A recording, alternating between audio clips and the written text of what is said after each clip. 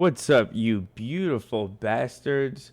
If y'all were waiting for Lena, you just got. No, I'm kidding. Lena's coming. I just figured I'd say hi while she comes.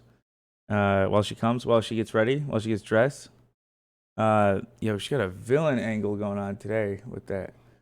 Bro, you tricked us. I'm sorry. At least I'm not dressed up like I was last time. That shit would have haunted you for a minute. Didn't expect to see you here. Yes, how you doing, you beautiful bastards? Um, Let me fix her light for her. How's everyone doing? No wig today? No, I'm not. I'm not covering her. I'm not going in. This is just me saying hello. How are you doing, AB? I'm doing good. I got a lot of stuff for the family. I need to finish cleaning because they're coming Thursday. No, I'm sorry, they're coming Friday, and we'll be streaming every day until then because we're gonna miss you guys this weekend. How you good? Doing good. How are you? Good. Also, for those of you who are interested, I put all of the vlogs from this weekend on public. Not vlogs, I'm sorry, IRL stream. Even though I was disappointed when I went back and heard the audio at certain points, but what can you do, eh? Uh, uh, what's up? What's up? Can you put Lena's public too? Lena's gonna have to answer that one. Okay, why can't I just find Lena's lights? Only showing my lights at work. What the frick, bruh? What the fuck? Lena Streamlight. Okay. Maybe I don't know if you ever check DMs on Twitter, but I sent you a message. A show.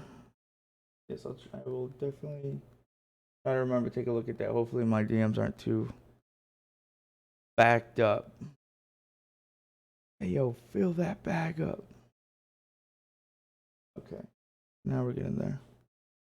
We're getting that. We got action. We have to set the white.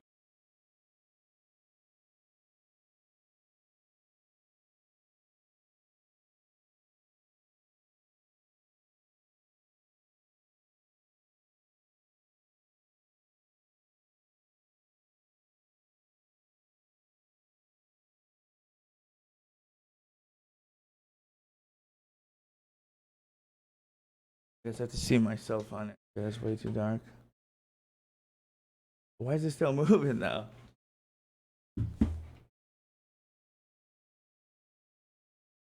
Start with like this. Start here.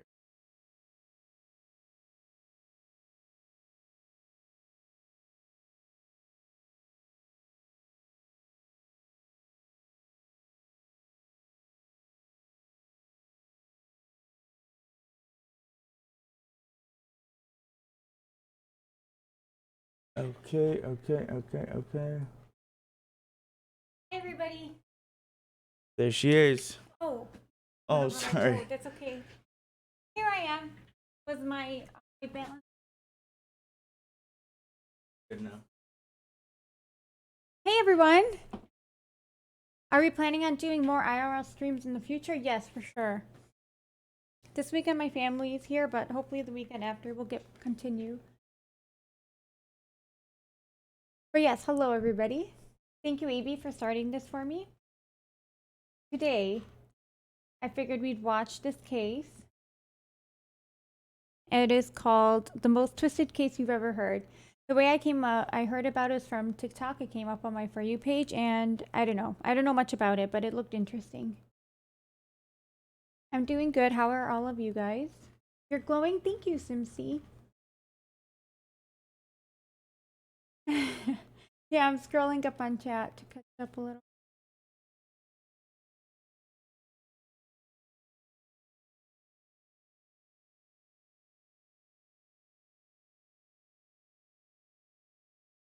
I made it. Yes, hello. Wait, let's put some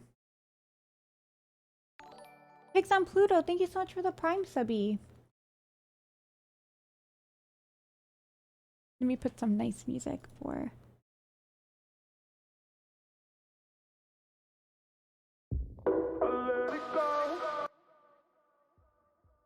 That color is so cute on you. Thank you. Huh?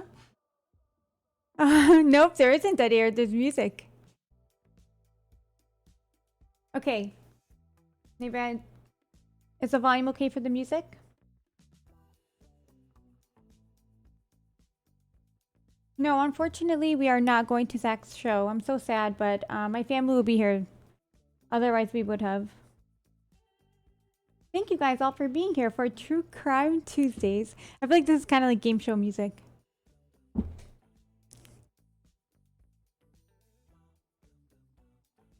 Oh, you guys can hear the music? Dr. Pepper! Oh my goodness! Thank you so much for 5 gifted subs! Wow, thank you. Can't wait for another great Tuesday stream. Thank you so much. That's so nice. And Iron Mag, thank you for the gifted. Okay, I raised the music a little bit, but this is okay, now the music is distracting me. This is my first time ever living alone, and it's my first night. Glad you're on. Makes me feel so much better. Oh my god, welcome, little Billy. First time chatter. And I saw a few others. Welcome, everyone. I love Tuesdays. Yay! Me too, me too, me too. So I'm gonna be streaming for a little bit. I don't know how long because I want to help like clean up a little bit. Our place is still kind of a mess from after San Francisco. But we'll see how it goes. Hi Johnny, welcome!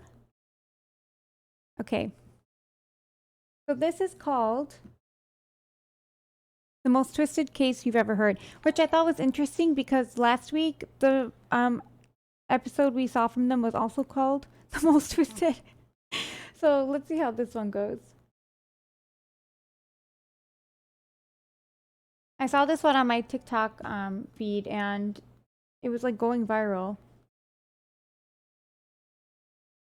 Oh my God, I just have something to tell you. I'm sitting down here at Denny's, and there was a little girl that just walked in that looks exactly like that girl. Okay, is she still inside? Yes, she is. And she's with an older man. With an older man? Yeah, and the thing that really triggered... It's so eerie seeing like real-time footage of like crimes. I don't know, just something so scary about it. me the most was I was reading the Nicholsworth, and I seen her picture of the Nicholsworth, and I showed it to one of the waitresses here, and she said, oh my God, she's in here. When a missing little girl is spotted at a store and then a local Denny's, the other customers couldn't believe their eyes. What were the chances that a child who had been abducted weeks earlier was sitting right in front of them in broad daylight? But as the police arrived on the scene, they quickly realized the horrifying Oh case. my God! Oh my God! Did you guys see his face? That was actually really scary. Okay, I'm guessing this is like the kidnapper But as the or the police abductor. arrived on the scene, they quickly realized the horrifying case that shook not only the city of Coeur d'Alene to its core, but also the entire country was far more grisly than they'd expected.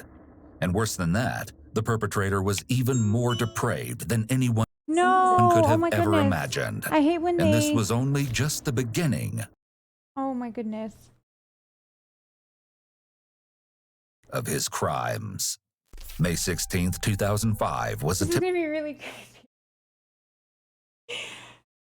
Oh, okay. typical rainy day in the Pacific Northwest until an urgent 911 call came in from a resident of Kootenai County, Idaho. The resident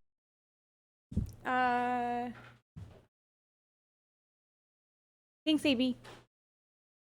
initially called 911 to What? Oh, I was wondering what. Yeah, even though she's not supposed to walk up to this, she's the first one to ever walk up to that. She's not supposed to walk up to the patio. But still, we're gonna give her that because she needs it.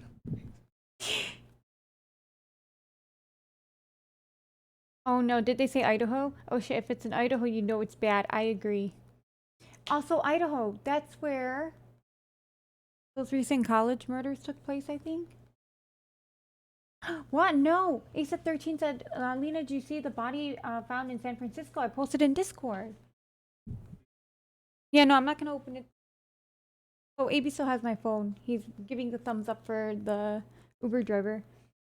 In Moscow, Idaho. Oh my goodness. Nunfall, thank you for the Prime subby. Did I delete some streams? I get notifications, but when I get time to watch the vid, there's nothing there. Sometimes I post the VODs, and sometimes they're not posted. But like my last stream is still up, and I think the one before it. Yeah, I can't always post them. You have to cover the Idaho college murders. It's so ongoing. We saw it, and it was so sad. Like I was so shook, and just scared. Like that still happens these days. And just the way like I don't want to spoil it for anybody, but it's just really sad. A group of like best friends all going to college together and just having what people call the best days of their lives, and then that happens. It's really frightening. Yes, murder is scary. AP, what do you want about? It's so interesting. He always gets himself in these situations. I'm so curious to see what happens in that case. Yeah, I think they recently did. He recently got sentenced, that killer.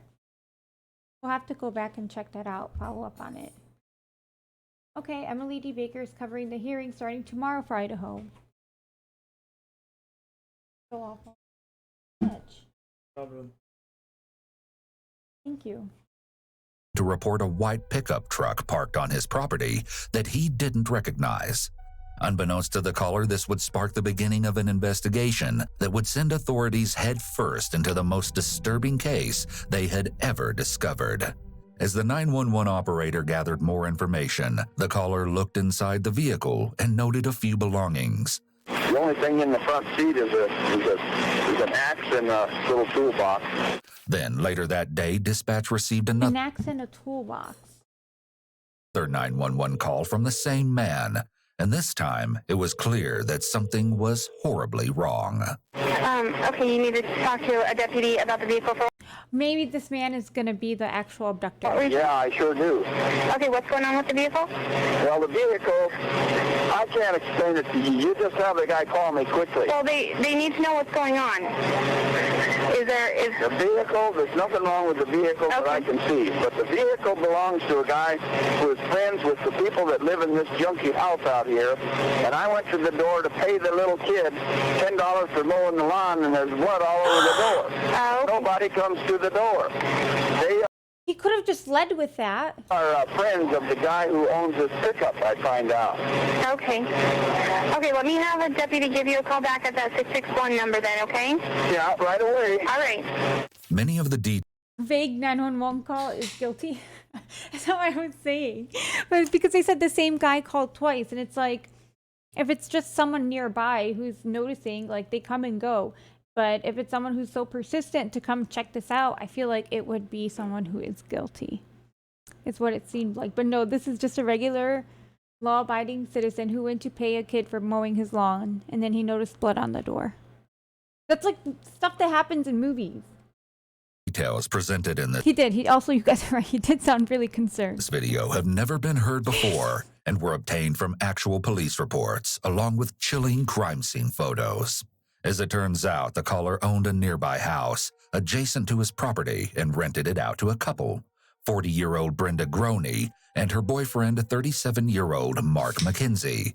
Brenda had 3 children from a previous marriage who also lived in the home, 13-year-old Slade, 9-year-old Dylan, and 8-year-old Shasta. Chesta. Oh, that's such a pretty name. And it looked like it must be Chesta that was in the security cam footage. Authorities raced through the steady rainfall to the rural Wolf Lodge home and made their way down the dirt driveway.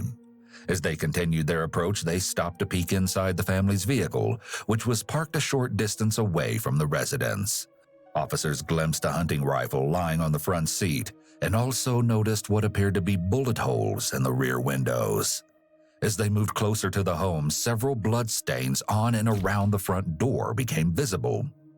Deputies also noted blood in a pool of rainwater that had formed in the grass next to the walkway. They attempted to elicit a response from the family by pounding on the locked front door and demanding someone open up, but the only answer they received was that of dogs barking. They quickly proceeded to the back door and discovered it had been left ajar. Authorities immediately took one of the visibly frightened dogs into custody. The other, however, remained hiding inside the home. They would soon uncover the source behind the dog's extreme fear. No. Inside the kitchen, an officer made a most gruesome discovery. The body of a teenage young man was lying face down on the floor, his head wrapped and his hands bound behind his back with duct tape. Then, in the area between the kitchen and living room, the officer spotted another victim, a fully dressed adult woman also lying face down on the floor. Her hands were cuffed behind her back using heavy-duty zip ties in a manner... No, my God, it's another family murder. This is so sad. I wasn't expecting the case to start like this. I thought it was gonna be like a child abduction case, which is still so awful, but it's like child abduction plus what seems like the abductor also killed her family, maybe. When is it ajar? I see you guys making a lot of comments about the door that was ajar. I've heard that before. What does it mean again? It just means like slightly open, maybe? I don't know. Similar to that practiced by law enforcement. Duct tape had also been used to restrain the woman's ankles and feet. Horrifyingly, there was yet another body lying face down in the living room. The adult male victim was dressed only in shorts, and zip ties had been used to bind his wrists and ankles together. The officers confirmed all three were deceased. They then searched the rest of the home for additional victims, where they located several firearms in the upstairs loft area. And after a thorough search, it was confirmed that there was no one else inside the residence. Little did they know, however, that the worst was yet to come. Oh my goodness, worse than that? Upon further investigation, authorities uncovered more troubling information. One officer reported that welfare checks at the Wolf Lodge home were not uncommon, and that the family members who lived in the home frequently came and went, with friends often staying over as well. Therefore, authorities thought that perhaps the two youngest children had been staying elsewhere, as that seemed to be common practice. Later that night, detectives went to the prosecuting attorney's office to obtain a search warrant for the Wolf Lodge property in the abandoned truck. While they were there, an unexpected call came through to the police station from a man named Steve Groney, the father of the three children living at the residence with their mother and her boyfriend, and he was desperate for any information regarding the gruesome incident. An officer was dispatched to meet with Steve, and what he told them sent the case in a shocking new direction. According to the concerned father, all three of his children should have been present in the home on the night of the murders, but with only one adolescent victim accounted for inside the house, that meant the two younger children were missing. The victims were determined to be 40-year-old Brenda, 37-year-old Mark, and 13-year-old Slade, leaving 9-year-old Dylan and 8-year-old Shasta unaccounted for. I'm worried for Dylan.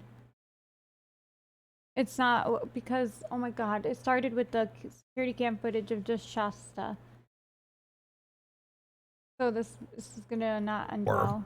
As a result, officers issued an Amber Alert for the two children just after midnight on the day after the bodies were found.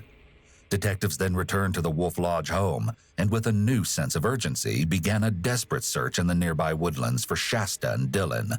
Though they hoped to find the children alive, they feared the worst. That same morning, as the rain finally subsided, the clear light of day exposed just how disturbing and graphic the interior crime scene really was. Investigators found a sizable blood smear on the back door and several blood droplets inside and outside the door. Then, upon entering the home, they saw many dried blood stains, some even containing grass clippings from the freshly mowed lawn. Prominent red smears on the swinging doors leading to the kitchen suggested that someone covered in blood had moved through them. The glass-topped coffee table was shattered, leaving fragments of glass scattered about the living space. Furthermore, there seemed to be blood everywhere, from the furniture to the walls.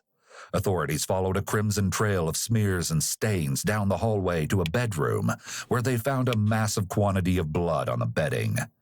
Finally, While there wasn't any blood in the upstairs loft area, detectives did uncover a single plastic zip tie from the floor, matching those used on the victims.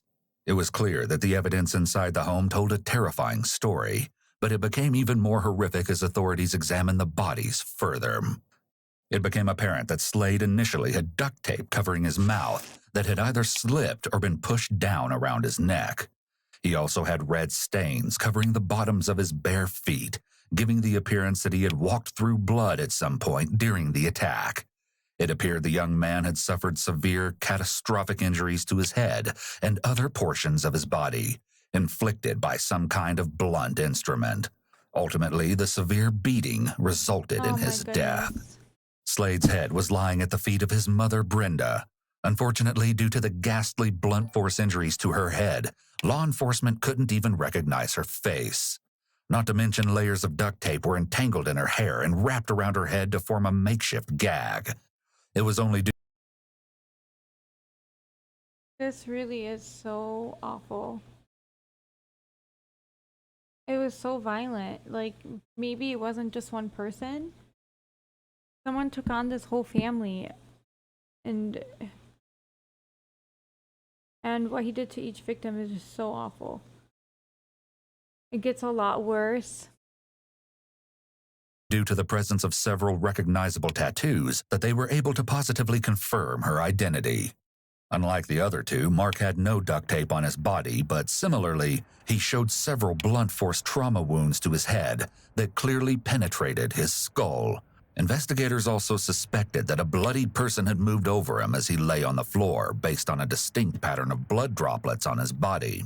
Most horrifying was the revelation that the murder weapon had been a framing hammer, as each strike left behind a circular marking with a cross-hatched pattern on its victim.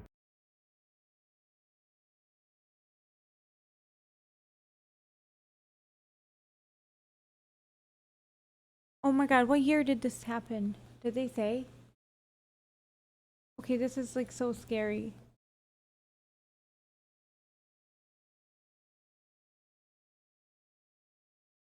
Was 8 when a man kidnapped her. I don't want to read too much into it, but I made that food, bitch. oh my god, been spotted. Someone hiding. Oh my god. Oh my god, this okay, I don't want to spoil it for anyone. That's why I didn't have it open.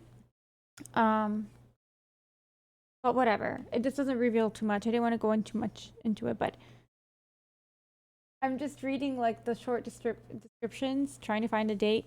Shasta was just 8 years old when spotted someone hiding in her bedroom closet on May 15, 2005. A little girl spotted someone hiding in her bedroom closet. This is so scary. So 2005, I guess. Meanwhile, authorities continued to focus their efforts on finding Dylan and Shasta, treating the situation as a possible abduction by a dangerous predator. The Kootenai County Sheriff's Office requested assistance from the FBI and other resources to help locate the missing children. Over the next several weeks, the entire country held its breath as the search for Dylan and Shasta unfolded in real time on national television. Desperate to find answers, Dylan and Shasta's father, Steve, even contacted a psychic to aid in the search. Unfortunately, those efforts proved... Steve? Really, Steve? What do you guys think about that? Hi, Laura. Welcome. I'm getting a psychic to help find the kids. I mean, if you've tried everything else, why not? Oh, lots of families do that? Yeah, I was just thinking about it too. I'm like, I feel like my mom would probably also. But I don't know. Well, she said, stepped away for a minute. Did I miss anything important? So we did just start this video, but already it's so horrifying and so violent. And it keeps saying the worst is yet to come. It gets worse. And I don't know how much worse it can get than what's going on already. Proved futile. Several leads also came in from friends, family, and locals, but each failed to yield any results. Finally, on July 2nd, nearly 2 excruciating months after the murders, Authorities got the call they'd been waiting for. Yeah, hi, friend. This is the manager at Denny's. Yeah. I've got a little girl here with a tall gentleman, and she looks so much like this. Okay. Are they still in the building? Yeah, they're at table 20. A woman working at a Denny's restaurant in Coeur d'Alene, Idaho, believes she recognized Shasta from missing persons flyers and alerted the authorities. The caller reported that the little girl was with an unknown male and described his physical appearance. And can you describe the male to me? I'd say 6'3". Okay. Really slim. Okay. Dark hair? Yeah, curly. The hat on. The dispatcher wasted no time and immediately sent officers to the restaurant. And we're not sure, she looks so much like her, and I don't know. All right, we'll have someone start that way. Okay, thank you. And maybe we call us right back, please. Sure. All right, thank you. Then another call came in that heightened the belief that this was, in fact, Shasta. I just have something to tell you. I'm sitting down here at Denny's. More than one person at the Denny's called to report that. Well, that's awesome. Pika, thank you so much for the subby. And there was a little girl that just walked in that looks exactly like that girl. Okay, is she still inside? Yes, she is. And she's with an older man. With an older man? Yeah, and the thing that really triggered me the most was I was reading the Nickelverse, and I seen her picture in the Nickelverse, and I showed it to one of the waitresses here, and she said, "Oh my God, she's in here." This caller had a strong sense of urgency and seemed even more confident that they had potentially found the missing child. I don't know if you guys just want to send a deputy down to look, just maybe check through the windows or whatever. I don't know what you guys would want to do, but it's just awfully weird to me. The girl looks exactly like the little girl. She looks really, really a lot like the female that's in the picture. Authorities arrived on the scene, and the man with the little girl was quickly identified as 42-year-old Joseph Edward Duncan III from Fargo, North Dakota. He looks so scary. Soon He looks so scary. Oh my God. It's this guy did all of that damage. This violent sicko. detectives also discovered that Joseph had a lengthy criminal history. Multiple warrants. This guy is criminal conduct, carnal abuse. He's an escape risk. Okay. I still haven't got all of the warrants figured out yet. According to the reports, Joseph had been committing violent crimes since he was just 15 years old. And by the time he was 17, he was sentenced to 20 years in prison for a crime against a 14-year-old boy. He was released on parole in 1994 after serving 14 years. And then in March 2005, Joseph was charged with another crime against 2 boys. After a doctor friend helped him post bail, he seemingly disappeared without a trace, until now.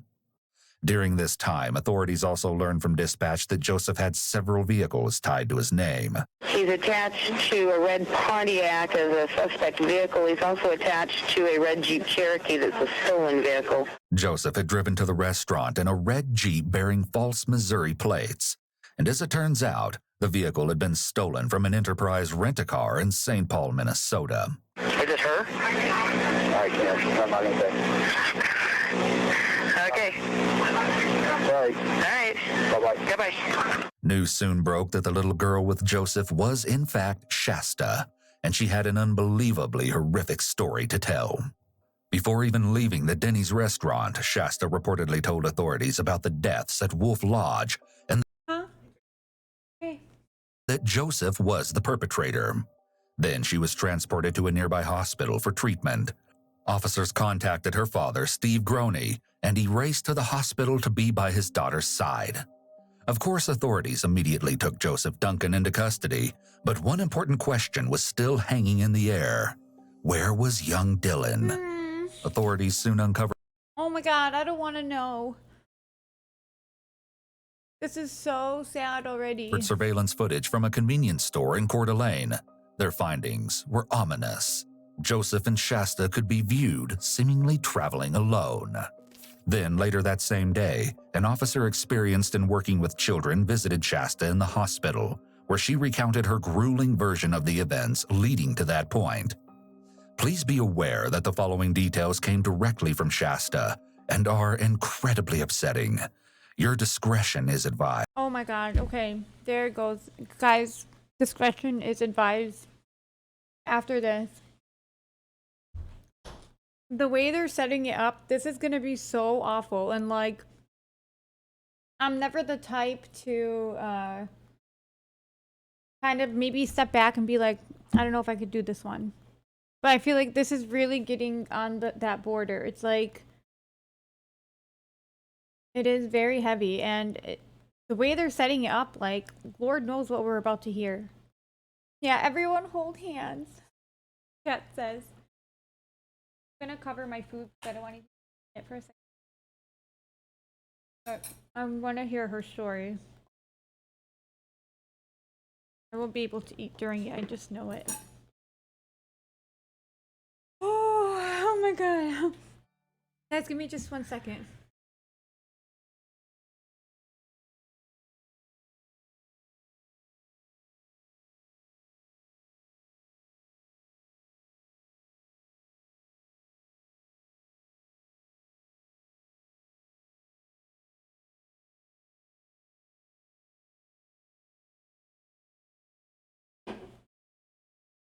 If anyone needs to leave, we won't be mad. We understand. Okay, let's continue. Sorry, this. By the way, on a separate topic, I feel like my hair has grown. You guys think so? And it's kind of see it a little bit better, but I what's it called? I was taking the Sugar Bear hair vitamins, and I did a TikTok about it, and people were saying your hair, because I posted like a before and after, and everyone was like, your hair looks the same. No offense, I love you, Lena, but your hair didn't grow. But I feel like this really shows it now. Okay. Thank you guys. I'm glad you guys could see it too. Okay, this is Shasta's story, what she told the cops when they finally found her. Shasta recalled being abruptly woken up by her mother on the night of May 16th and told that an intruder was in the home. Then she went into the living room where her entire family had been ordered to lay on the floor, were bound and held at gunpoint. She identified the intruder as Joseph Duncan, a man she claimed to have never seen or met before in her life. After a few moments of silent terror, Joseph tapped Shasta on the head and gave her a simple shush gesture as he picked her up and carried her out the back door.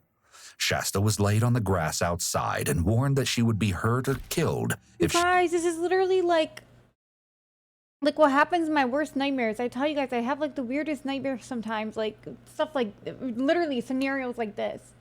And this poor little girl is witnessing it in real life. Like, I'm terrified in my dreams. Imagine if all of this was real and there was no end and you don't wake up from it. Oh my god, I just got really bad goosebumps. Sarah said I was gonna say this was my absolute worst nightmare growing up. Same. Honestly, same. Oh my god. Oh my god. Imagine that. Some stranger, you see your family. First of all, being woken up to be told that there's an intruder in your house. And then you go and you see all of your family's hurt, and then the intruder taps you on the head and tells you, shh. Oh my god, I keep getting goosebumps. she didn't stay quiet. She said Dylan was brought out and laid on the grass beside her a short time later. Joseph then went back inside, and that's when things took a deadly turn. Shasta told the detective that she heard Mark shouting ow or ouch sometime after Joseph re-entered the home. Then, unaware of what had happened to her family, she explained seeing Slade walking around outside acting very strangely. After that, the next thing Shasta recalled They were being beaten with a hammer. Was that she and Dylan were being loaded into a pickup truck and driven to a nearby property, where Joseph then transferred them to the stolen red Jeep. Shasta continued, telling the detective that Joseph drove them out to the remote wilderness of Montana, where they stayed at various campsites. She claimed Joseph slapped her very hard and would chain her and Dylan to trees whenever he had to leave the campsite. Shasta also remarked that he would put small pills in their drinking water, but she didn't know what was in them. Furthermore, the little girl described how Joseph had forced her and Dylan to write letters to their father while being held at the campsite. Oh my god. Dear Dad, I miss you very much. And me and Dylan know what happened to Mom, Mark, and Slade, and we both feel very sorry for them. Are these actual case photos? And we both miss you, Jesse and Vance, and we might see you guys again. Oh my god, we might see you guys again. Sites. One letter written by Shasta indicated that Joseph had been giving them some hope of a safe return, saying, "We might see you guys again." In his letter, Dylan wrote, "We're still alive, we're okay, we know what happened to Mom." On one occasion, Shasta said that Joseph left her chained to a tree while he took Dylan away for a long time. Oh my god. When they returned, Dylan was noticeably injured, and Shasta eventually learned that they had gone to an abandoned cabin in the woods, where Joseph tortured the young boy for hours. Joseph actually showed Shasta a video recording of her brother, with his hands tied behind his back, being assaulted and hung by a wire noose from the cabin's crossbeam. In the video, Joseph shouts, "The devil is here, boy, the devil himself. The devil likes to watch children suffer and cry." In the recording, Joseph brought Dylan down and revived him, promising to take him to the hospital. At one point, Joseph started to sing the Lord's Prayer using an eerily high voice. As he sang, "Thy will be done," he interrupted himself and Oh my god, this literally is like, I feel like we're reading a movie script or something. This is so awful. shouted, "Can this be your will?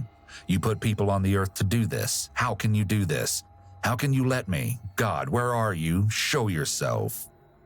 Tragically, Shasta's next admission removed any remaining hope that Dylan was still alive. She told the detective about another incident in which Joseph reached inside a container, presumably to grab a beer, and fired a shotgun from inside the container, fatally shooting young Dylan. It's unclear whether or not the shot was accidental, but nevertheless, Joseph then apparently burned the young boy's body in a fire at the campsite. Then he packed Shasta into the Jeep and drove back to Coeur d'Alene. As they drove through the town, Joseph decided they'd make a stop at the Denny's restaurant, which is Oh my god, this is so awful. Oh my god, we get to shoot.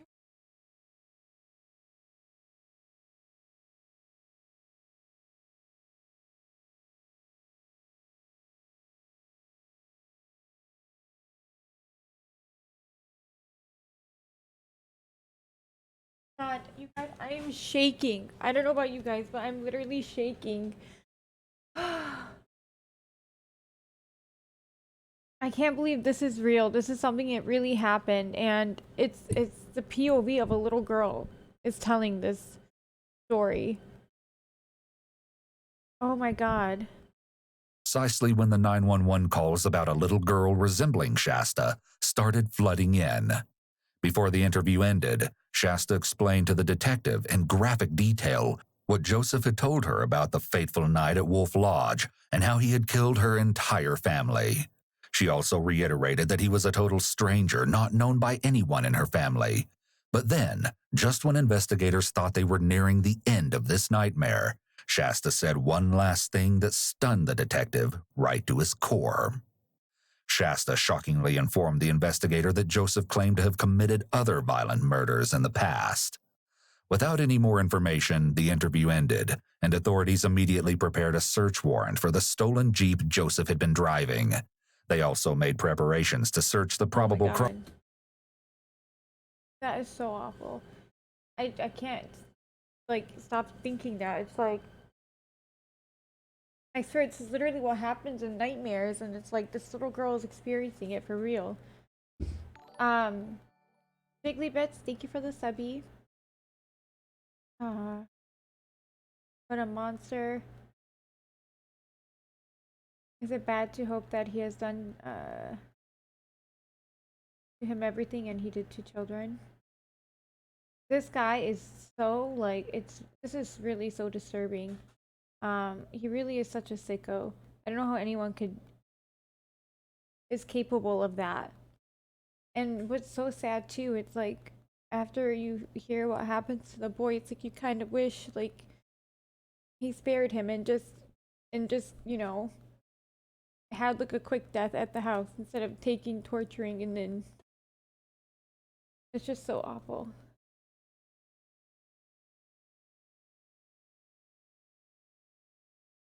Like at least Shasta had her brother at first, and then she has to witness another murder too. Crime scene in Montana. Forensic analysts began searching the stolen Jeep and found evidence on the exterior that suggested it had recently been driven on dusty, brush-filled roads. Next, they examined the interior and noted several perfectly normal items, such as tourist brochures, GPS units, camping equipment, and a laptop computer.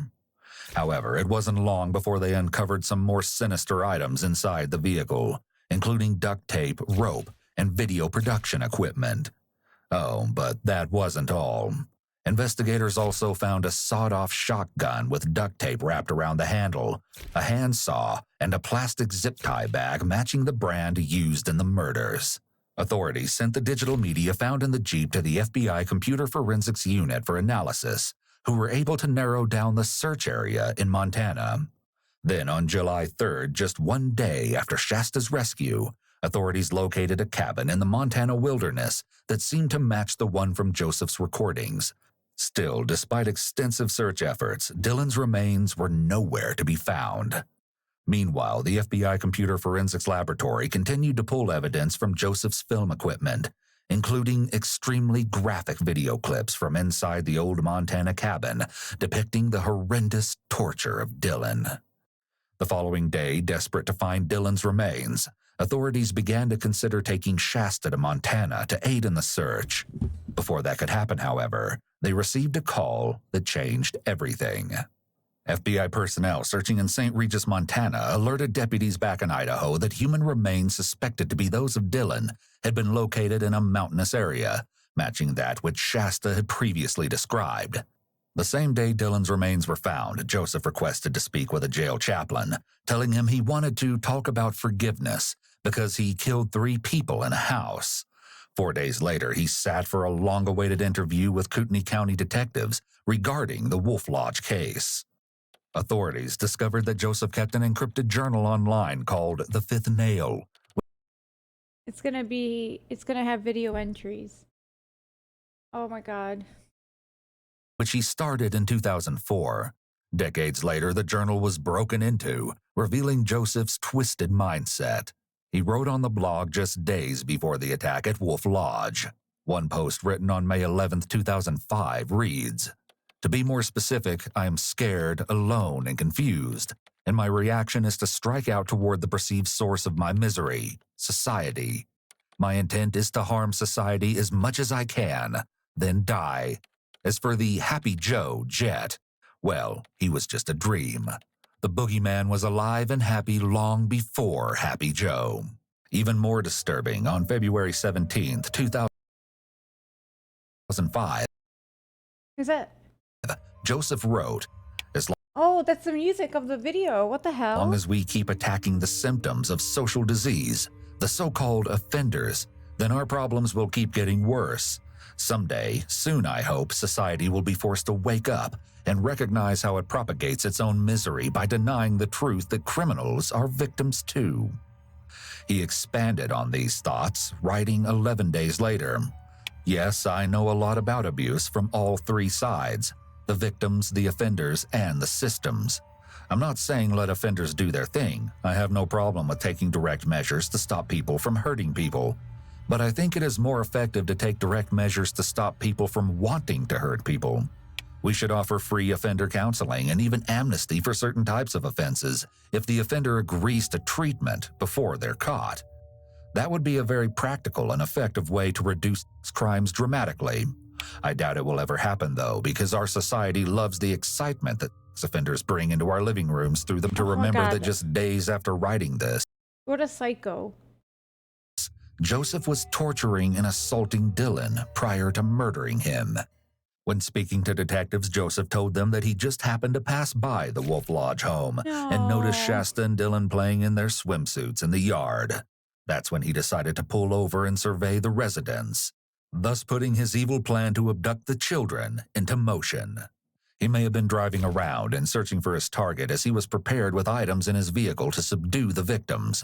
It's likely that he'd fantasized about a scenario like this many times, and when he spotted the kids, he saw this as his opportunity to act. Wow, look at this location. Like, is this just one home? And they have all of that land? Or what's going on here? Maybe, I mean, there's a bunch of cars here, but that could just be like investigators or police. And this is so strange to me.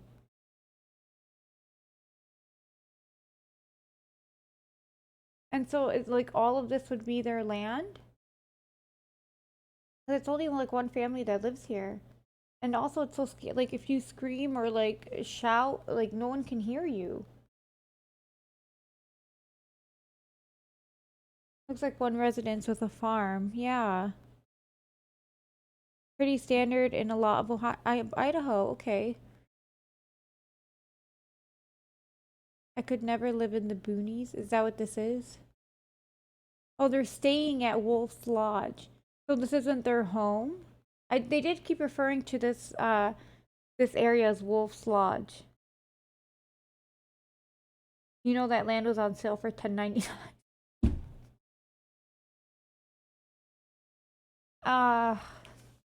This is just so sad. Like, and then the kids were just in the wrong spot at the wrong time. And I mean, not even like they're kids and they're playing outside, but that's all it took. That is so awful. They asked him to provide his account of exactly what happened on the night of May 16th. Joseph said he arrived on the Wolf Lodge property in the stolen Jeep sometime between 2 and 3 a.m., with plans to approach the residence through the open field. At this point, Joseph went into great detail about the extra measures he took to ensure he left no trace behind, stating he was very knowledgeable of criminal procedures and crime scene processing. Joseph proudly explained how he intentionally bought disposable shoes, much larger than his actual size, to throw off the investigation.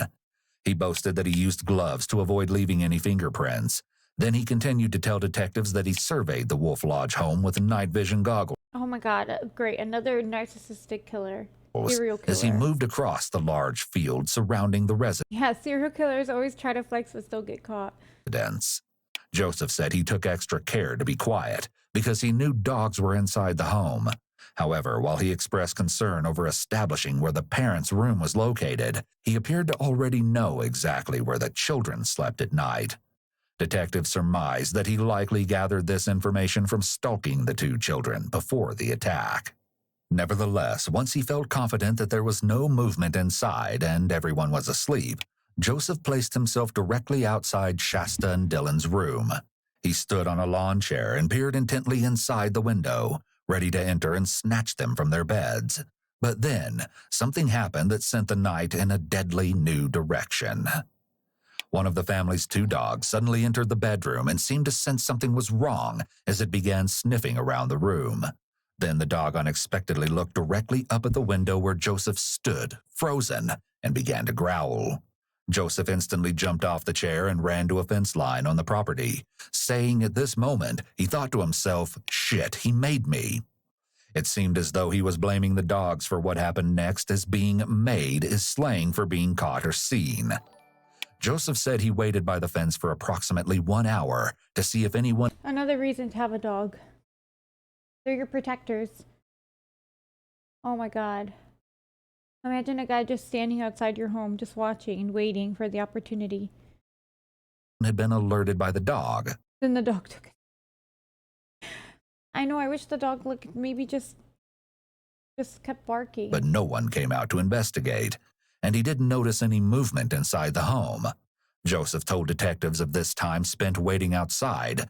"I kept looking for excuses to not do what I was going to do." Joseph also claimed he was I nearly hate seeing his face. ready to abort the entire plan, looking for any excuse just to leave, but ultimately decided that if he returned and found the back door unlocked, he would go through with the crime. But if the door was locked, he would leave the family alone. So Joseph said he walked back to the home and, as fate would have it... Oh my god. And it's like this family probably doesn't felt safe enough to just keep the back door unlocked, but also like look where they are. They wouldn't expect any intruders. The door was slightly open. He entered the residence carrying the sawed-off shotgun, with the first round being What's a sawed-off shotgun? Why? Does it still work? a bird shot to scare off the dogs if necessary. The second round, he said, was a slug intended for the man. Much to his surprise, the dogs didn't seem to notice as he opened the back door, but Joseph said he still retreated to the fence line for roughly a half hour to build his nerve. Then he equipped himself with duct tape and zip ties from a backpack he left in the field and quietly approached the back door again, wearing a hat and a mask.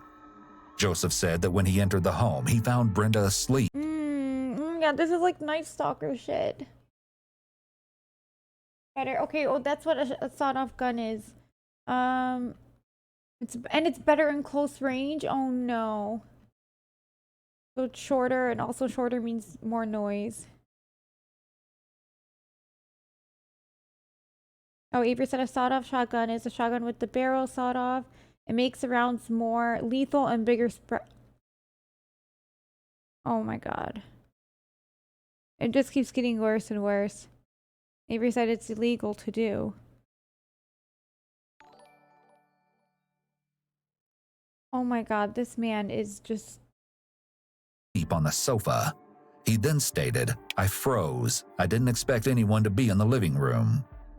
Joseph explained that he felt scared for a brief moment as he backed into the kitchen and waited to see if she would move, but the house remained quiet.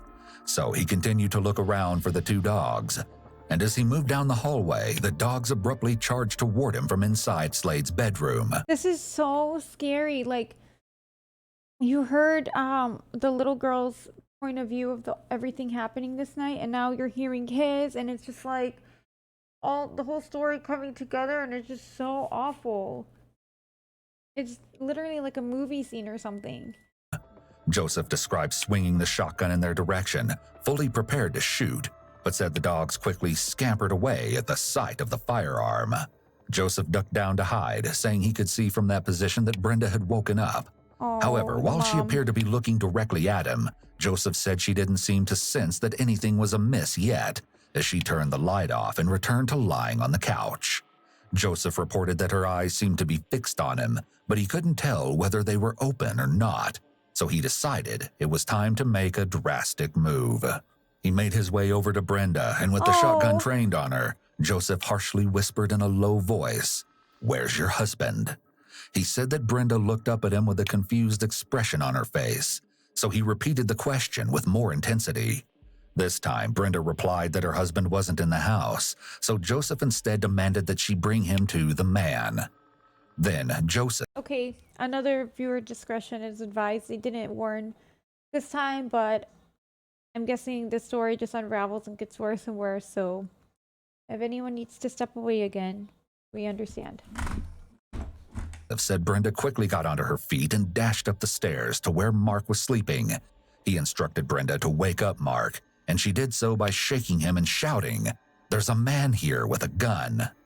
Joseph told detectives that Mark then rolled over and locked eyes with him, but for unknown reasons, the cold-blooded killer became overwhelmed with emotion at this point in the interview. After regaining his composure, Joseph described grabbing 2 sets of zip ties he had earlier interlocked in a police-type fashion to restrain the adults. However, he hadn't anticipated Mark's size and soon realized he would need to use both sets to secure his wrists. Furthermore, he fumbled with the zip ties at the top of the stairs, dropping the one that crime scene analysts later found while searching the home. Joseph said Mark complied and continued to lie face down on the bed as Brenda was ordered to fasten the zip ties around his wrists and ankles.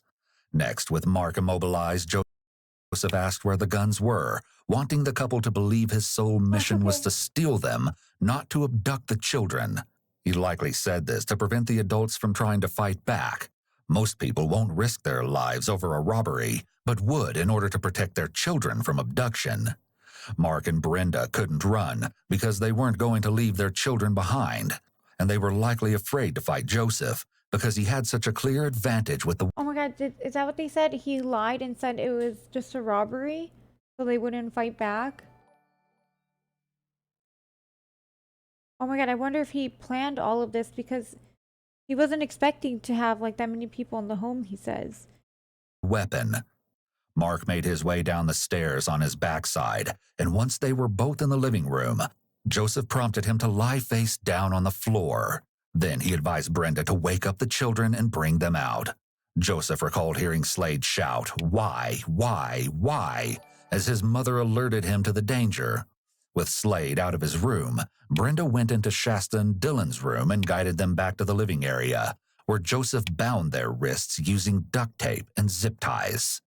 When the entire family was secured on the living room floor, Joseph told the detectives, "I stood for a moment and surveyed my work. I thought how easy it was." The following Oh my goodness. Whoops. Oh my goodness. Baby Matcha, thank you so much for 20 gifted subs. Baby! Oh my goodness. Seriously, thank you so much. You didn't have to do that. She said, so sorry, bad timing. Actually, I think this is perfect timing. You really lightened the mood here because that was so depressing. But this is so awesome and thank you so much. And shout out to everyone who just got gifted something from Baby Matcha. Thank you again. Okay, guys, there's only, oh my god, only 9 minutes left of this case. I say we just finish it. Lena looking beautiful as always. Oh my gosh, thank you.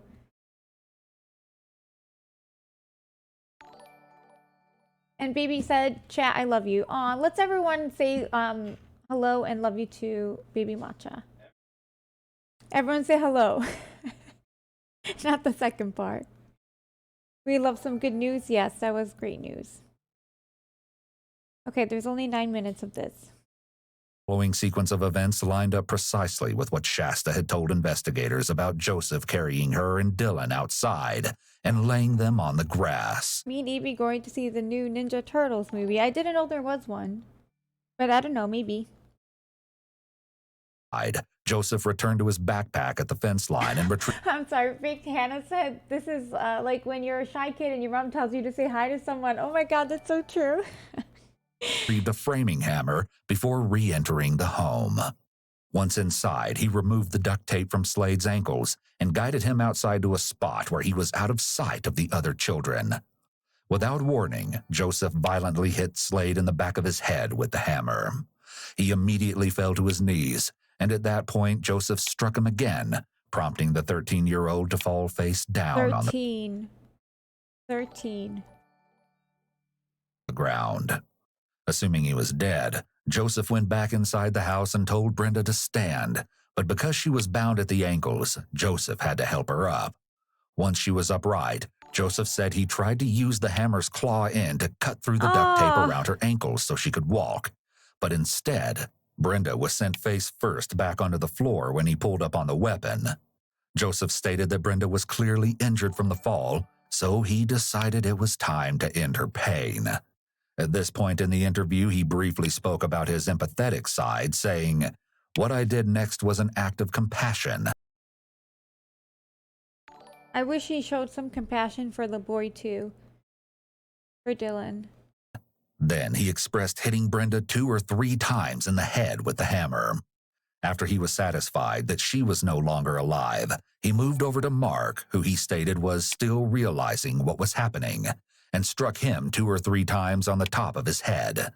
Joseph said Mark cried out, "Ouch," before going still, just as Shasta had previously told detectives. Joseph then went back outside and noticed that Dylan and Shasta were both propped up, against their orders to remain laying down, and were speaking with Slade, who Joseph was shocked to find alive and moving around the house's exterior.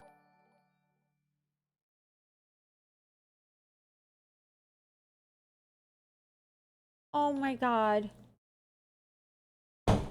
I feel like they're saying the teenager was brain damaged and just like lifelessly walking around. No. Oh, it is. It is. I'm sorry, I couldn't think straight in that moment. Right, that's what they're saying. Were both propped up against their orders to remain laying down and were speaking with Slade, who Joseph was shocked to find alive and moving around the house's exterior, presumably attempting to flee the scene and get help. He demanded the two young children to stay still as he ran after Slade, and for a moment, he actually thought the teenager had gotten away. Unfortunately, Joseph caught up to Slade in front of the house, where he was standing frozen in confusion from the traumatic head wounds he had endured. Joseph mercilessly struck him in the head, neck, and shoulders several more times with the hammer, until he finally dropped to the ground. Before leaving the home, Joseph went back inside to check on Brenda and Mark. He said both were making snoring or mumbling sounds, so he struck each victim's head a few more times. He described not wanting to look as he hit Brenda, so he laid a blanket over her head and swung through it. This is unusual, as most perpetrators only cover victims that they know well. It's possible that Joseph struggles to kill women more so than men because of his description of killing Brenda. Additionally, Joseph let Shasta live. We don't know if he planned on eventually killing Shasta, but he didn't murder her right away like he did with Dylan. Joseph insisted that while he knew law enforcement would probably label his crimes rage killings, he wasn't acting out of rage. Instead, he offered the demented explanation that he'd been trying to put his victims out of their misery. Nevertheless, Joseph said he finally departed the residence along with the two children in Mark and Brenda's white pickup truck. He drove the short distance to the additional property where he'd left the stolen red Jeep. There, he abandoned the pickup truck, loaded the children into the Jeep, and took off. Later that day, upon locating the unknown truck on his land, the property owner placed his 911 call that you heard previously. Still, based on Joseph's depiction of So this isn't their home. It's not where they lived. I guess they were just visiting. the events, investigators were left wondering how the bloodstains came to be distributed throughout the rest of the home if most of the killings were isolated to one room. So they asked Joseph, and his response sent a chill down their spine. I love how they keep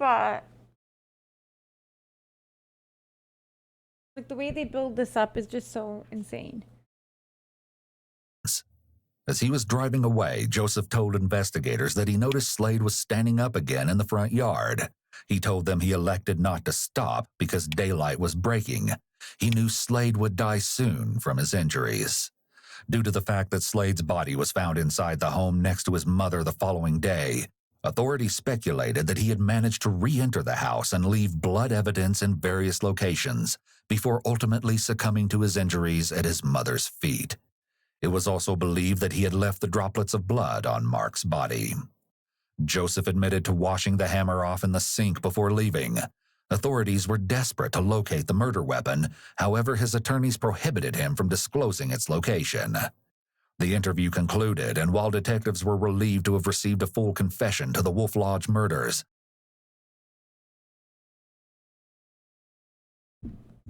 Wow.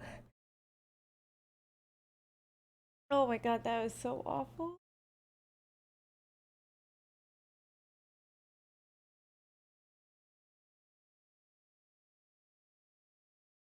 That is so awful. they still had Did you guys get that? What he was saying about Slade? Oh my god, this 13-year-old went through hell. many unanswered questions. Amongst them, why did Mark and Brenda's truck appear to have been riddled with bullet holes? While awaiting his federal trial in prison, yet another haunting revelation emerged. Several disturbing videos from Joseph's personal social media page. Oh no, this is the part where I was dreading. Oh my god, there's only 4 minutes left to this. In 4 minutes, the story will be done. It was just so gruesome from beginning to end, literally every single minute.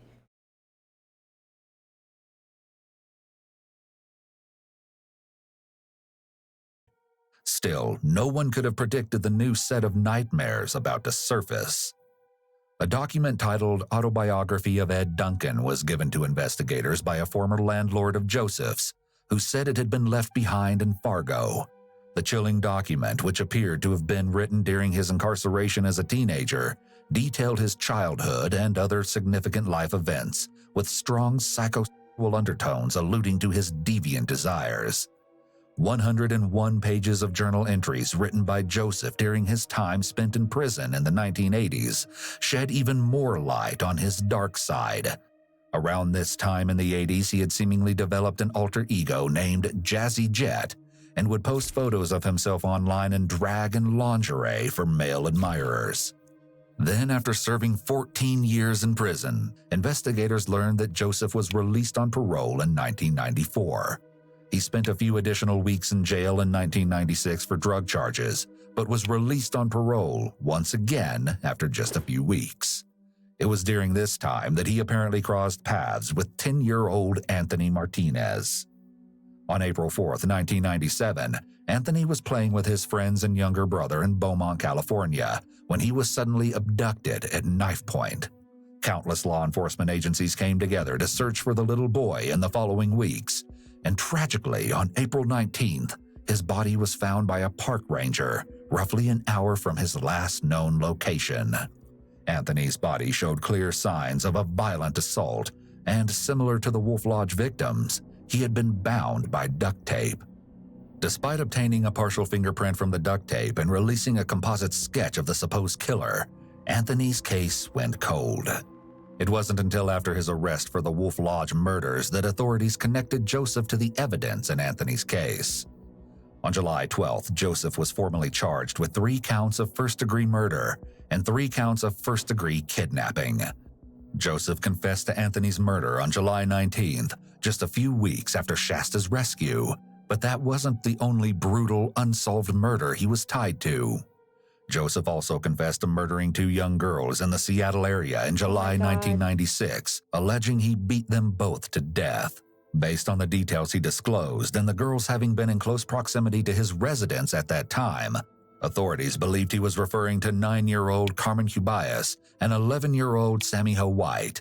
The pair disappeared after leaving a motel parking lot, and their skeletal remains were found roughly 17 months later on a muddy hillside in Washington. With very little evidence at the time, the case quickly went cold. Investigators were skeptical and speculated that Joseph's confession could be like some of those other serial killers who have claimed credit for things they haven't done. In any case, on October 16, 2006, Joseph entered a guilty plea to the murder and kidnapping charges in court before a judge and was immediately sentenced to 3 consecutive life sentences without the possibility of parole. Finally, on August 27, 2008, a federal grand jury recommended the death penalty for Joseph. Then, in November of the following year, he was given 3 additional life terms. Joseph was also charged with the murder of 10-year-old Anthony Martinez from Beaumont, California, and sentenced to 2 life terms on April 5, 2011, after entering a guilty plea. It's notable that Joseph is wearing a bulletproof vest during his sentencing hearing.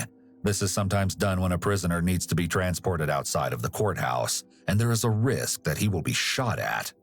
While Joseph confessed to the murders of the 2 young girls, Sammy Ho White and Carmen Cubias, he was never charged with those crimes, possibly due to insufficient evidence. The nightmare finally ended on March 28, 2021, when Joseph died in prison from a terminal brain tumor. No! Oh my god, no. I hate when that happens. They get off easy. They get sick and die. It's so unfair compared to what they did to their victims. Oh my god, that story was so insane. So now this little girl, Shasta, it grows up all by herself. Well, at least she has her dad, but still. Oh my god, that was so sad.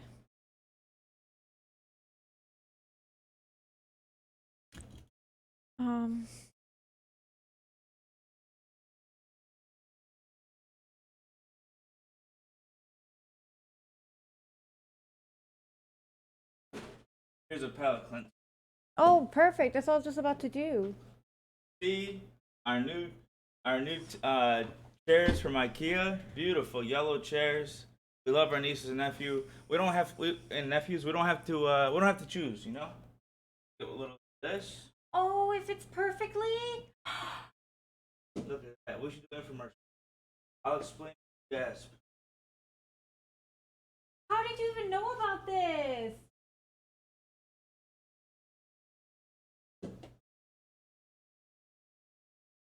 Oh my god.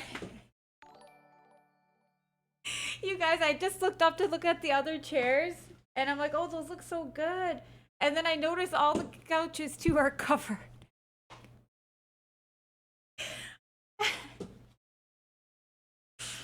This is brilliant, I'll admit. That's brilliant.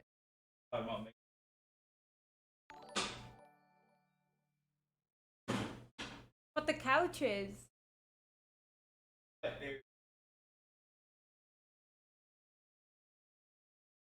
It's stylish, she says. Okay. Oh. We need AB to share a wild story to lighten the mood. Do any come to mind?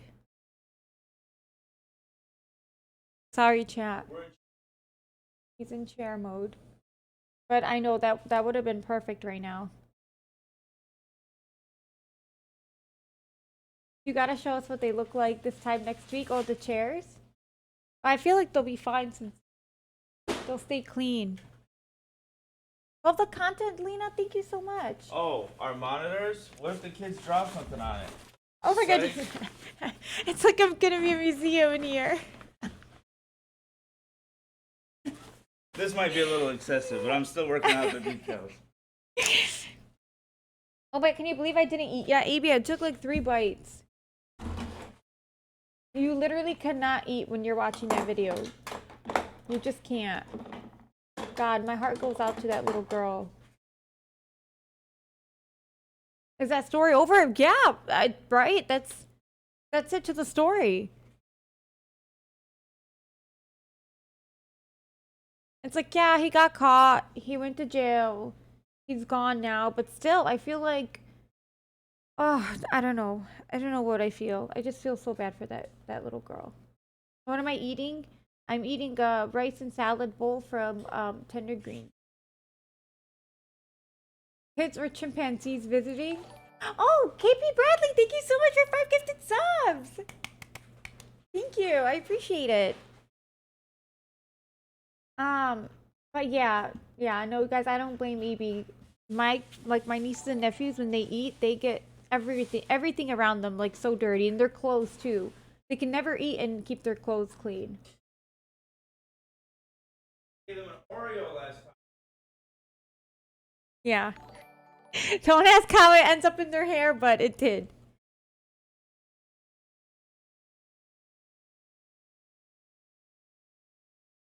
I was thinking to watch this as a palette cleanser because it's so cute. And then Katafi just reminded me, they said there are some fun videos and suggestions. Suggestions. So let's check that out. Relaxation and sleep music by clicking below. What? No thanks. I just want to see puppies playing. Aww. Aww. He can't get the ball.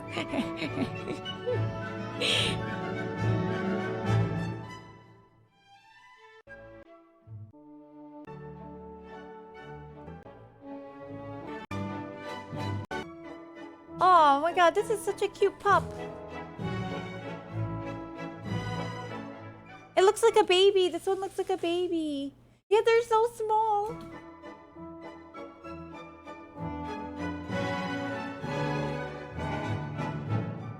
Oh my god.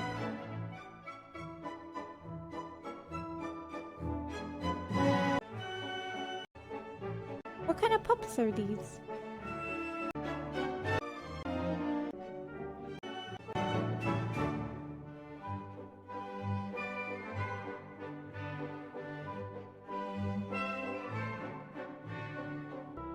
Huh?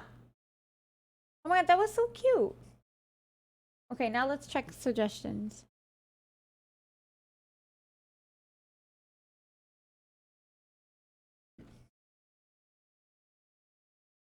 Anyways, guys, while that loads up, thank you so much for watching with me. I don't think I would have ever watched that by myself. It's too heartbreaking to be alone and watch that. It didn't finish? Or you mean the puppy video didn't finish? Because that case, I mean, they sentenced him and everything, so I think that one was done. Where are we going to?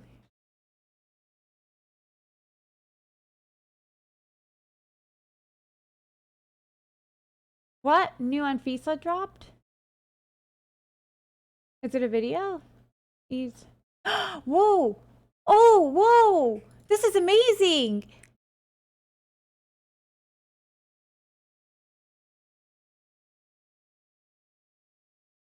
This is amazing. The cast of E's House of Villains has been announced, including Tiffany New York. Oh my god! Whoa! So sorry, I almost hit you. And I guess Anfisa? Is Anfisa in here? This is like a wet dream of mine. No way. Do you recognize anyone else? I don't know why I had to say wet dream. That was nasty. But I just meant a dream of mine. But dream didn't accurately depict how it makes me feel. Let's go. Oh my god, we have to watch this. We have New York and Anfisa. They're gonna fight all the time. It's Endgame. Oh my god. Oh shit. Jax is from Vanderpump. Oh my god, I was just gonna say, is this Jax? Oh my god, you guys! Well, don't scroll Twitter while you're... Right. Oh my god, this is insane! Whoever sent this, thank you. The Dragon Llama, oh my god. Thank you for sharing that. That is amazing. You guys, I'm so here for it. When does it premiering? October 12th. Oh my goodness. And Jax? Oh. What do you guys think? Wait, so this is new? This might be the first time I watch Lifetime TV. This is E, apparently. Oh my god, yes, I can't wait for October. I don't think we can watch these. Well, I mean, maybe I won't show on screen, but like you guys can all have it on and we can all watch and experience it together. Oh my god, this is so exciting! I can't believe the return of New York. Like that alone is like worth watching. Jax is everywhere he should not be. Oh my god, Baby Matcha, do you watch Vanderpump? You know of Jax? Also, you guys, so we've only seen like maybe the first season. Maybe we got to the second season, but when Martin posted that photo with the cast, I think I only recognized like 2 or 3 of them. And I'm like, who are all of these people? Maybe they because I guess the earlier seasons were like years ago, but like maybe the cast changes over the years. I'm like, why can't I recognize any of them? But yeah. Oh my god. Okay, Baby Match said she's on season 6 right now. So I was on like season 2. Something like that, but we got through it so fast. It was so entertaining. They're really gonna disrespect New York by not putting her front and center. Like, she's not the greatest reality TV villain of all time, hand down. I agree. But then again, like, so far from what I've seen from Jax, New York still tops him. So she should have been in front of him, but I don't know who this character is. So I don't know who the Queen Bee is, but I have a a big feeling it's either New York or no. It's not even any question. It's New York. New York is our Queen Bee. And then Anfisa, she's up there. So I need to start watching Vanderpump. Oh my god, yeah, I totally recommend.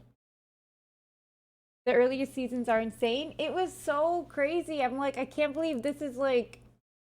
How is all of this happening? In a workplace. I only know about Shake a little because he's a vet. I used to work with my friend who is a vet. And she said he's just as bad in person. Oh my god, which one is that? One of these people are a vet? Okay, lady next to Jax is Tanisha from BGC. Bad Girls Club? Oh, what? Are you serious? We watched some of her series. Did Amy? This is Tanisha from Bad Girls Club. Hey, what? Everyone. I'm so glad Amy is just as excited. This is like all of our streams have come together for this. This is where it all ends. Oh my god, guys, this was like made for our stream. What the yeah, heck? We gotta find out who all the others are too, just so we have some background. Oh my goodness, I am so excited. We are so here for it. So let's see what else the Discord is going to grace us with. Oh, thank you, Avery, for pinning the Discord already. Guys, if you'd like to join the Discord, it's pinned at the top of chat.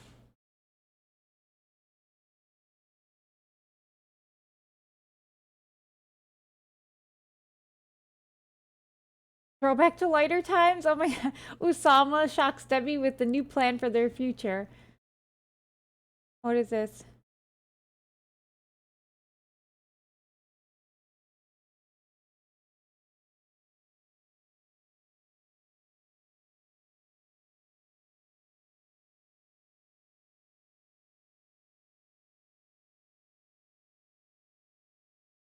Oh, this is from a suggestion from Avery.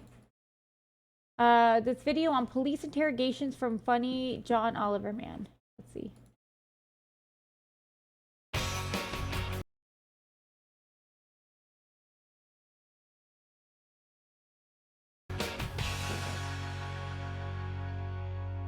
Moving on.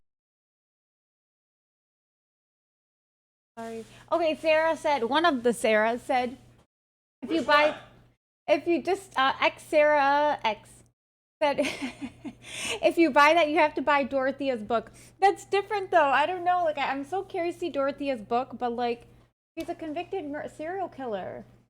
Are we allowed to do that? Get her book? Outlets, no problem. No problem. He's got the place covered. Hey, should Lena buy those training vids? Consider it Yes. handled. Content, not L content. Yeah, I'm curious to see what you guys think. So put your votes in. Architect, thank you for the subby. Subby for 14 months. Thank you. Buy secondhand only? Like, what do you mean don't buy so she doesn't get... But I also, as someone said in the website where they're selling the book, also said like the proceeds go to victims' families. Of course, I'd have to fact check that and look more into it, but like if it goes to her estate, no thank you. AB has been baby-proofing that house for 43 days. Kids are gonna be the safest they've ever been.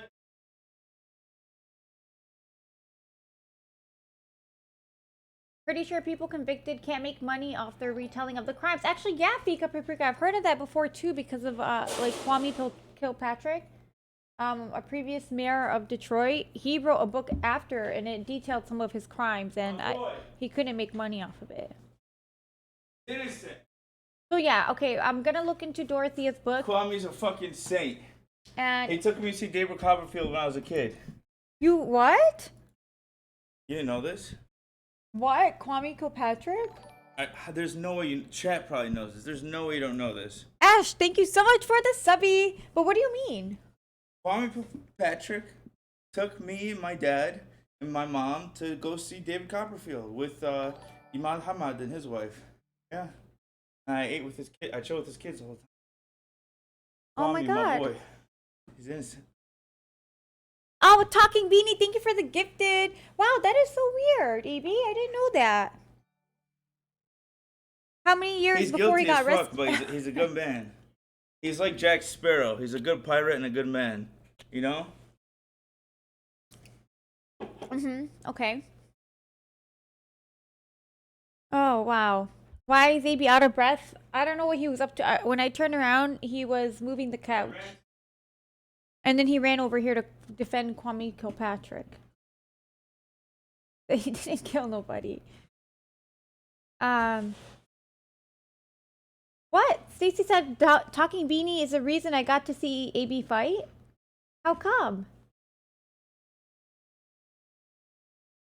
I saw that Talking Beanie gifted Stacy a sub, and then Stacy said Stacy's mom has got... I'm sorry, Stacy. How often do you get that?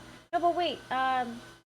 Oh, then Stacy tagged Talking Beanie and said, "You're my juicer." Gave me tickets? What?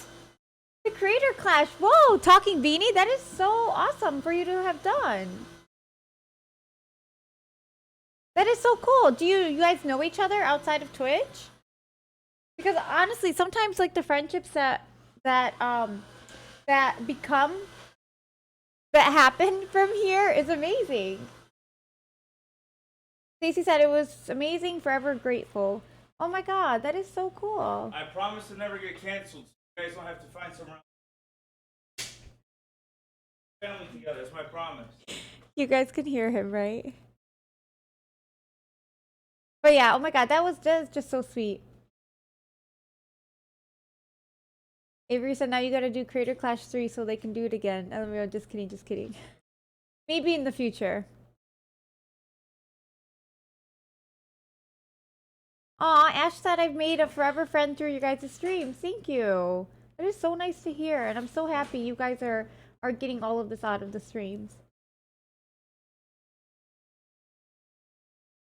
Oh, Talking Beanie replied, Stacey, I'm doing great. I've been waiting to run into you on here again. That is so cool, you guys. Betty said, yeah, we'd appreciate that greatly, not getting canceled. He said he got you guys. Oh wow, that was such a nice story. Update: the proceeds may not go to the victims' families on Dorothea's book. Okay, Sarah. What? Update. You know this? See what this is? This means our living room carpet ain't sliding no more. How do you feel about that? I feel great. We're no sliding. I think that's amazing. And it gives it more cushion. That's perfect.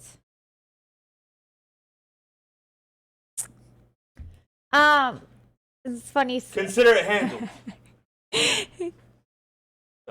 Oh, Swan True said, I'll take a friend.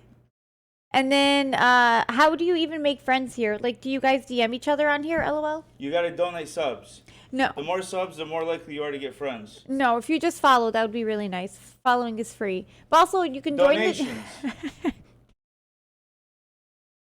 Bits. That's enough of you, Evie. I'm kidding. What is he doing over there?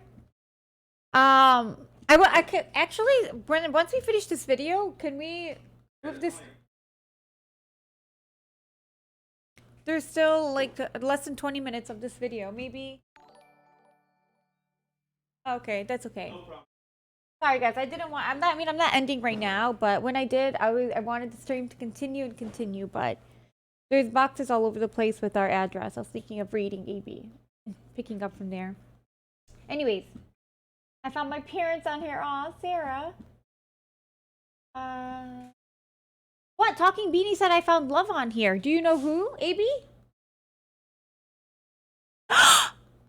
Oh, wait a second. Oh my god, so Carolyn and Larry, and then also Talking Beanie and Baby? So we're hooking up the good people and the bad people. But it's beautiful. We got the spectrum of, we're hooking up sweet people that are so nice, like Baby and Talking Beanie. Then we're also matchmaking the assholes like Carolyn and Larry. We do it for everyone. This makes me so happy. I'm kidding. We love Carolyn. That is so cute. I can't say the same for Larry. Oh my god, I'm so happy for all of you guys. And Betty met her husband in the stream. No, she didn't.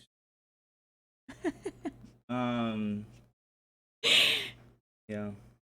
Oh wow, that just makes me so happy. Oh my god, and I'm glad because of like just the sad story in the stream earlier. Wow. What's the tattoo represent? Of babies? Which one?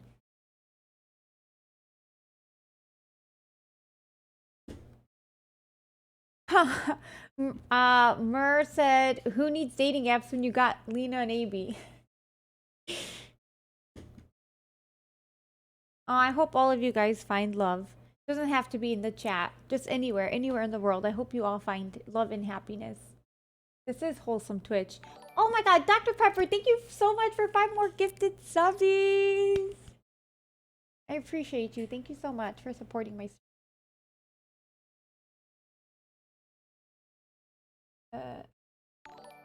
Hi, it's Lex said, I'd love to find a friend or someone in chat because no one in my real life watches H3 or you guys on Twitch. Aw, well, I mean, we're streaming every day, so. A fun community. You can't find someone to do.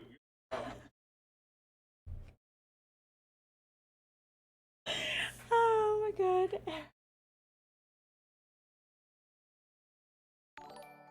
Tara said the only way Dr. Pepper gets better is when he's giving subs. Oh, that's funny.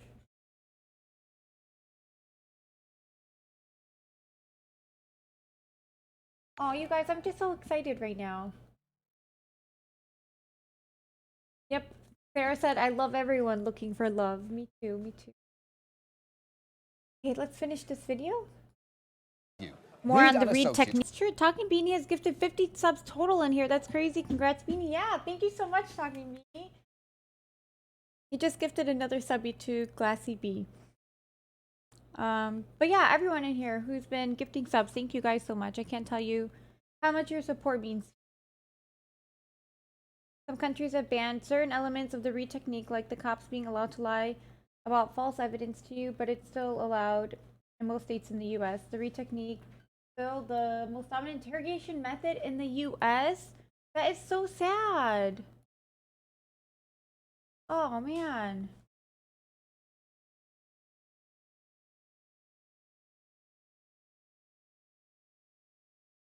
Now to see about Dorothea's book.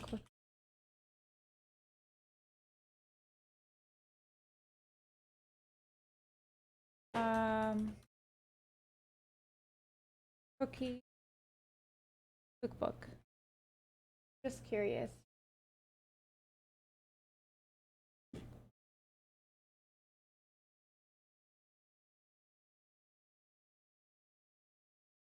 Maybe on Amazon or no?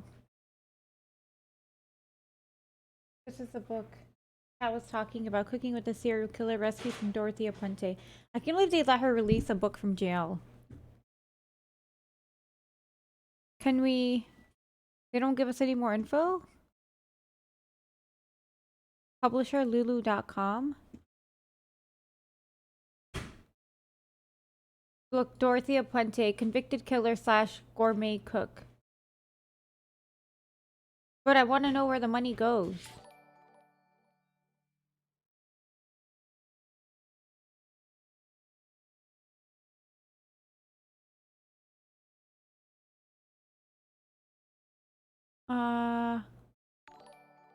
Oh,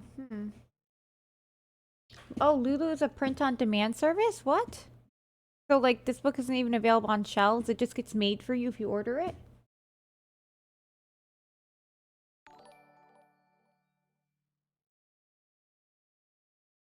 Synopsis. Grandmotherly, Dorothea Puente is becoming as renowned for her cooking as for being a notorious mass murder, serial killer, and all-around psycho.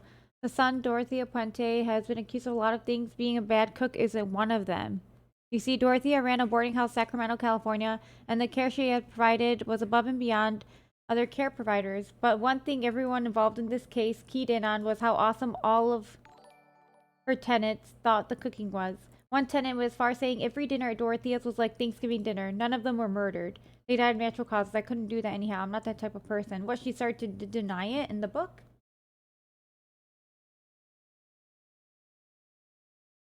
Huh. Invader Zach said, look up Ronald Lee Haskell. He murdered a family in my town about 4 years ago. Oh my goodness. I don't know if I could do that right now. The case earlier was a family murder and it was awful. But put it in the Discord maybe for another day. None of them were murdered. Oh my god, like that makes it any better. Yeah, that's so true. This really shocked me. I can't believe there's a book about it. Reviewed? What?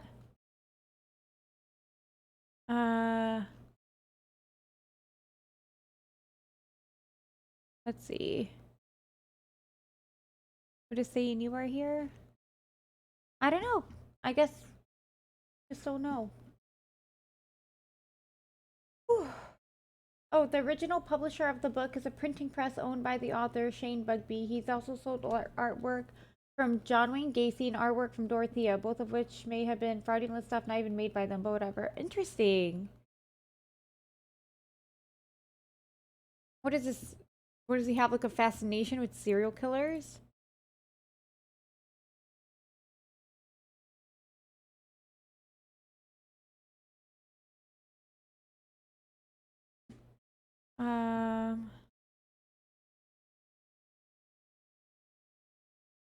Just looking through the Discord again.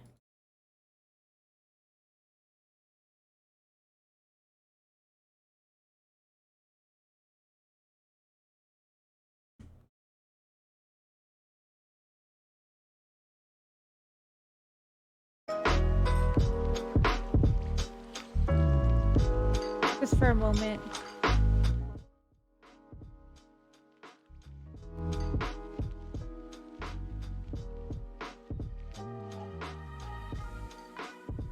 Loving the good vibes of the stream. Thank you so much.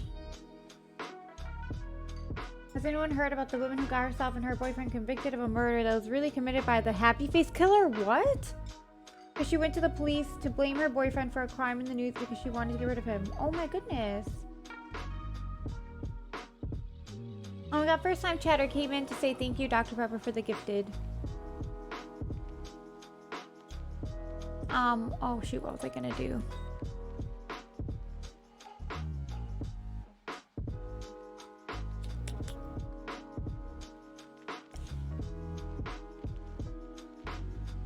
Sorry, guys.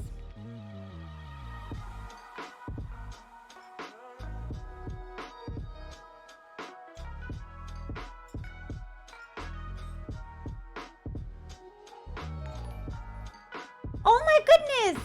Derek Runs! Thank you so much for 5 gifted subbies! That is amazing. We got 52 subs tonight. Gifted subs. Thank you guys so much. Also kind of interesting, but apparently a lot of the artwork both Gacy and Dorothea did was made by other prisoners and they just signed their names to it. That is really interesting.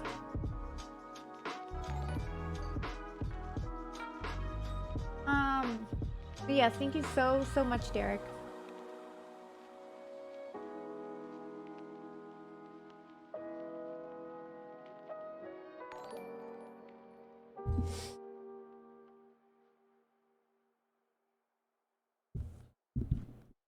Oh my goodness! Baby Matcha!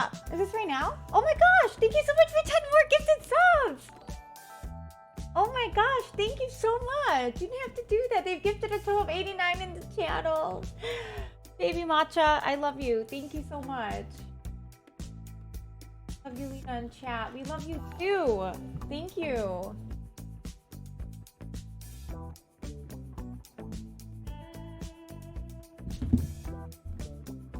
Wow, this is awesome. Thank you guys for the uplifting vibes.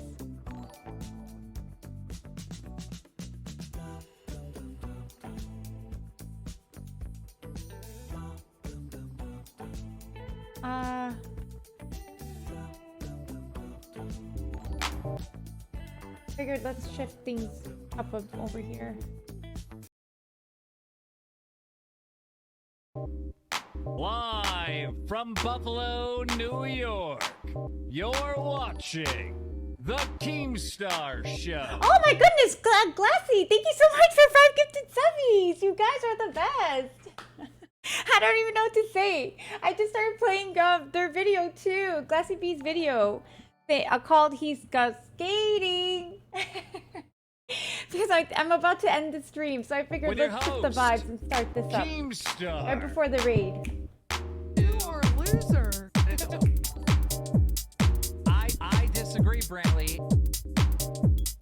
You are a loser. I disagree, Brantley. I love this so much, A3 Glassy. I can't even podcast, tell you. A guy got hired. His name is AB Star. I remember when we first, all of us heard this song and we were just jamming to it. Talking Beanie! Oh my gosh, thank you so much for 10 gifted subs. You guys are amazing. Thank you so much. Wow, Talking Beanie's gifted a total of 60 in this channel. You guys, thank you, thank you, thank you. Oh, he's in love with me. I can't say it enough. He's in love with me. Okay. AB. Oh, whoops, I'm in the wrong. He's in love with me. He's in love with me. AB. He's in love with me. Recently, he's gotten into a controversy, ladies and gentlemen, because he tried to get somebody fired a security guard. Wait, oh my god. Once. It's been a while since I heard this. It's amazing. It's so good. Remembering all the lines. 2, 3, 4. He's skating. He's skating. Punk ass Kid. kid. Okay. He's skating. Let's take the good vibes over to Frogan's stream. Punk ass Everyone join me in raiding kid. Frogan. He's skating. Punk ass kid. He's skating. Punk ass kid. Okay, everybody ready? Rain would give you the okay to fucking. Good night, everybody. I love you so much, and I will see you guys tomorrow. Okay, let's raid Frogan and make sure to say hello.